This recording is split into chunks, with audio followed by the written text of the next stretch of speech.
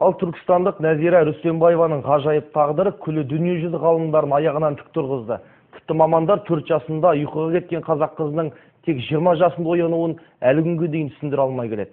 Ташкенттегі ғылыми зерттеу орталығында арнайы түтікшемен тамақтанып, бақылауда болған Нәзира ұйқыда жатқан жылдардағы сезімін қазақ еліне енді ғана айтып беруді жөн көрді. Өмірі өзгелерден өзгеше жаның ұйқыдан кейінгі бүгінгі өмірімен ол тап болған тосын жайттың сыры келесі бейнематериалда. Мына сурет тағдыры таңдай қақтырған таңғажайып жанның өткен өмірінен қалған жалғыз естелік. Нәзира Рүстемованың басынан өткерген жағдайы жұрттың жағасын ұстатты. Қазақстанның оңтүстігінде туған ойын баласы басынан күн өтті деген күдікпен ауруханаға түседі. Есін жимаған кішкентай науқасты дәрігерлер өлдіге санаған соң, небәрі 4 жастағы Нәзираны ата-анасы жер қойнына табыстайды. Жерлеу рәсімінен бір күн өткенде атасы түсінде немересінің тірі екенін жеткізген аян алғанын айтады. Алайда көп ұзамай қабірден босатылған бүлдіршіннің оянуы қиынға соғады. Осылайша Ташкенттегі ғылыми зерттеу орталығына жіберілген қазақ қызы қосымша құрылғылардың көмегімен 16 жыл бойы ұзақ мерзімдегі ұйқыда жатады. Мен ұйқыда жатқан кезде кәдімгідей түс көретінмін. Үнемі шырт ұйықтап жатқан қыздың бейнесі енетін. Ол кезде сол жанның өзім екенімді білмедім. Тіпті өрік алма ағаштарының гүлдеген кезіндегі иісін де сезетінмін. 4 жасында ұйқыға кеткен қыз тек 20-ға толған кезде тоқтаусыз телефон шырылынан оянады. Бұл кезде Нәзираның бойы бар жоқ 39 сантиметр өскен.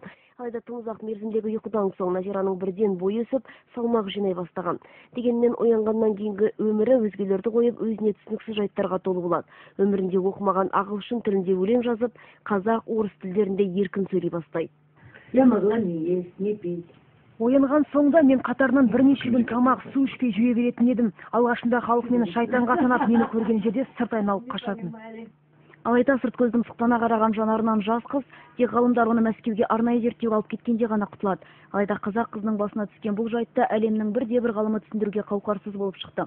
Ми қатпарларының психикалық күйзеліске төтеп бере алмауынан болатын бұл құбылысты медицинада литургиялық ұйқы деп атайды. Ол кикілжіңге, күйзелістерге төтеп бере алмайтын адамдардың кез келгенде кездесуі мүмкін. Көбінесе ол психикалық ауруларына жатады. Көбінесе әйел кісілерде болады. Қатты психикаға травма болған кезде, сол кезде басталатын жағдай. Қазір заманауи медициналық құрылғылардың арқасында қайтыс болған жан мен ұзақ мерзімге ұйқыға кеткен адамдарды ажырату қиын емес. Ал бұл бүгінде еруге келген Нәзира Рүстемова тап болған жайттың қайталанбайтынын білдіреді. Лимар Салиев, Думан Сүлейменов, Ринат Абылқайыров, Алмас Бестембеков, Информбюро, Алматы.